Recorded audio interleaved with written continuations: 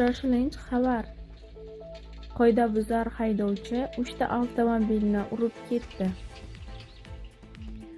Hozirda ushbu holat yuzasidan surishtiruv ishlari olib borilmoqda. Toshkent shahri Sergeli tumanida yo'l transport hodisasi sodir bo'ldi. Bu haqda poytaxt IIB YHXB axborot xizmati xabar qildi.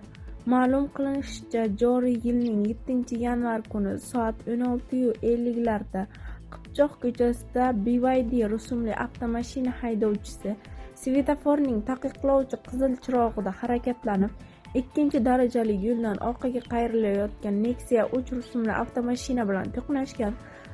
Shundan so'ng u to'xtab turgan Cobalt rusumli avtomobilni ham urib ketgan. Qayd etilishicha, BYD mashinasini boshqargan shaxsda haydovchilik guvohnomasi bo'lmagan va u transport vositasini boshqarish ko'nikmasiga ega emas.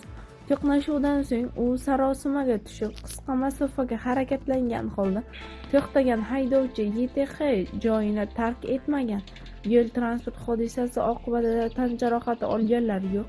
Hozirda ushbu holat yuzasidan Toshkent shahar IIB YHXB tomonidan surishtiruv ishlari olib borilmoqda.